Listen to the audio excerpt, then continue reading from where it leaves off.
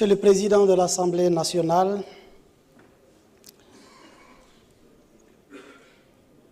Monsieur le Secrétaire général de l'Assemblée nationale, honorables invités, j'allais dire, honorables députés, distingués invités.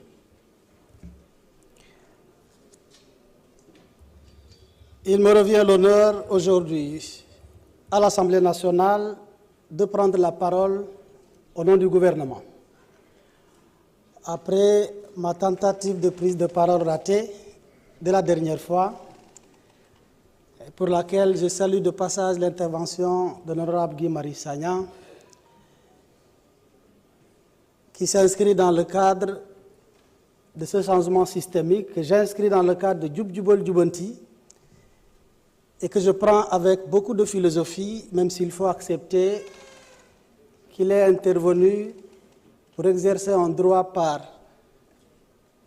appel au règlement, éviter la prolongation au-delà de minuit, même s'il est intervenu, lui, au-delà de minuit, pour empêcher un autre d'intervenir au-delà de minuit. Après cela, je voudrais, à l'entame de mon propos, et au nom du gouvernement, insister sur cet honneur qui nous est fait aujourd'hui de prendre la parole à la fin de l'installation et du bureau et des commissions de l'Assemblée nationale. Monsieur le Président de l'Assemblée nationale, je tenais à travers vous, au nom du gouvernement, au nom du Président de la République, du gouvernement et du Premier ministre, adresser nos vives félicitations à tous les députés de la 15e législature qui viennent d'être installés à leurs fonctions, à toutes les commissions, les membres des commissions dont le secrétaire vient de donner lecture et pour lesquels l'Assemblée nationale vient de ratifier, à tous les présidents de bureaux et de groupes parlementaires et leurs adjoints, à tous les membres du bureau de l'Assemblée nationale, à la tête duquel Son Excellence, le Président de l'Assemblée nationale, du haut de vos fonctions de deuxième personnalité de l'État. Au nom du gouvernement, donc, et à mon nom personnel, à ma qualité de ministre en charge des relations avec les institutions, que vous appeliez affectueusement 166e député, donc un député par adoption, je tenais à vous présenter mes vives félicitations et à vous souhaiter bonne continuation. Monsieur le Président de l'Assemblée nationale, honorables députés, il me semble indiqué, avant de poursuivre mon propos, d'évoquer le contexte dans lequel se déroule cette installation. Un contexte doublement et successivement marqué par une série d'élections.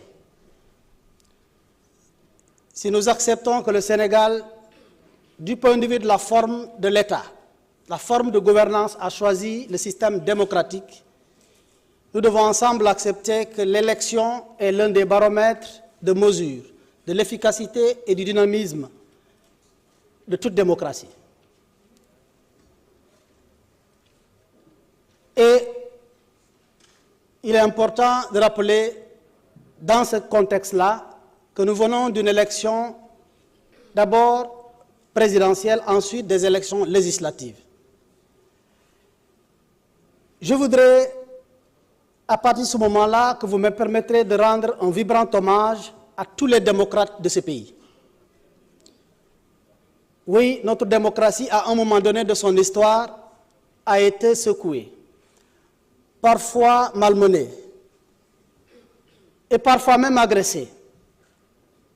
Mais elle a tenu, grâce au peuple sénégalais, comme un courageux, comme un résilient.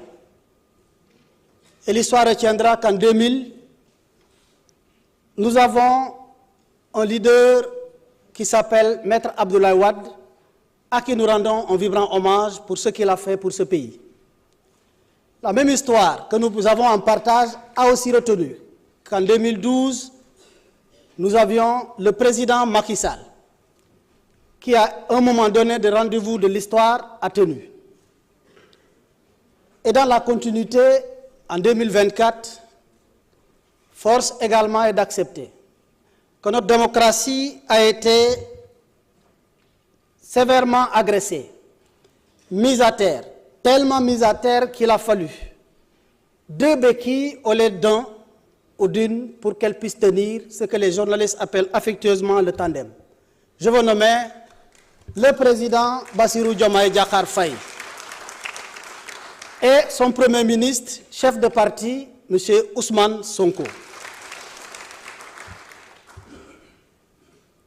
Mesdames, Messieurs, je ne saurais continuer sans rendre un hommage mérité également à la précédente législature.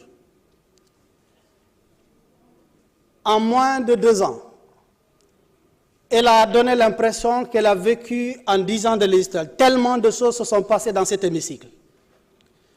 J'ai eu l'honneur d'être ici en tant que ministre en charge des relations avec les institutions pendant 8 mois. Dès mon entrée de la dernière fois, je n'ai pas reconnu la salle parce que les têtes que j'avais vues en face de ce côté ne ressemblaient pas à ce que j'avais l'habitude de voir. Et j'ai tout de suite pensé et ressenti que le changement, au moins du point de vue physique, est déjà là. Mais c'est une législature qui a vécu toutes les difficultés.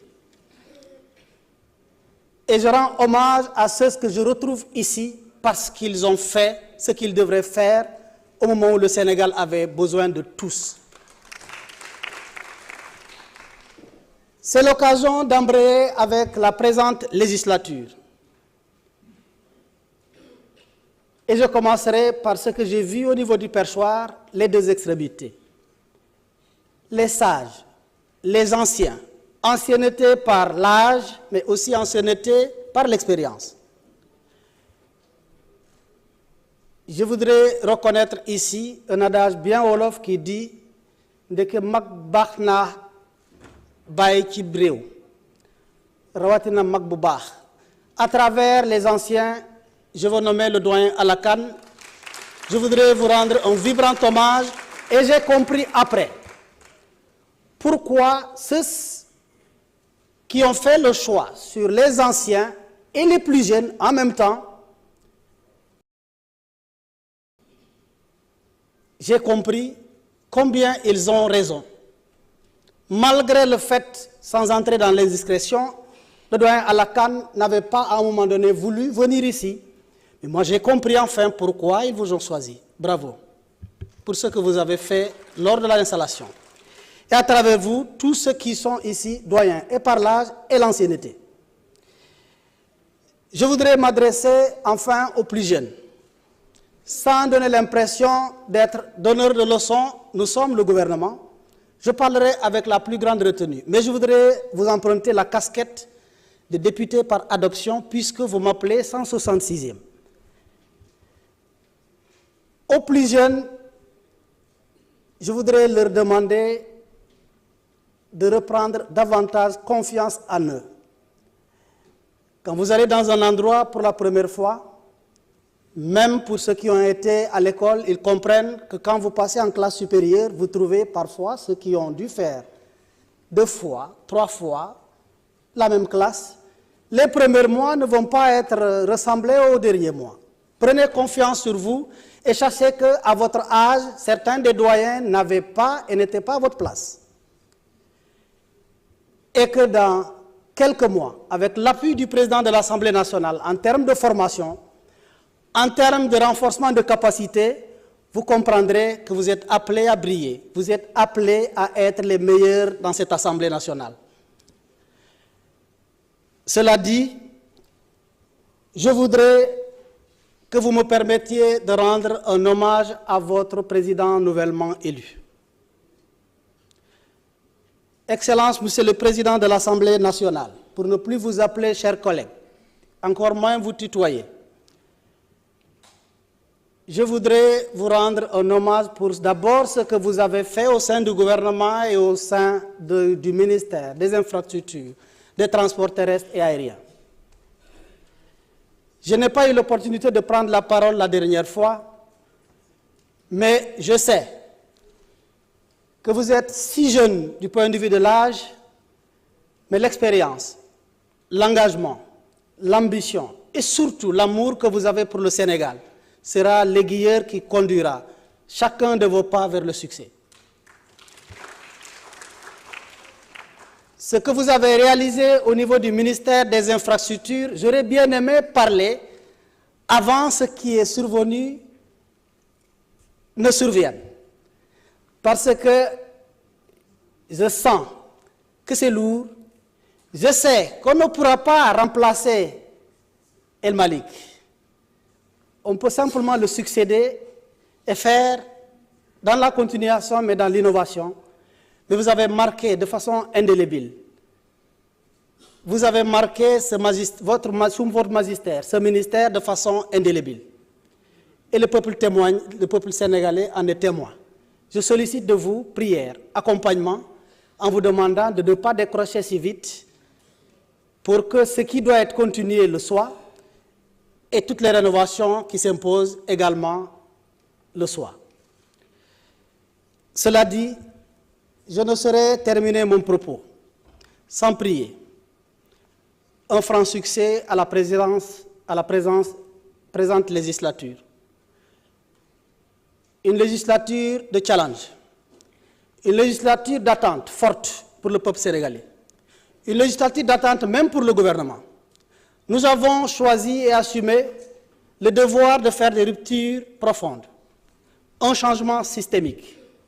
Nous savons que pour ce faire, nous devons nous prendre le courage d'accepter de faire et de subir le mal sur nous-mêmes d'abord, comme ce que nous avons suivi la dernière fois à partir des articles clairs évoqués par les députés pour empêcher même un membre du gouvernement solennellement de prendre la parole.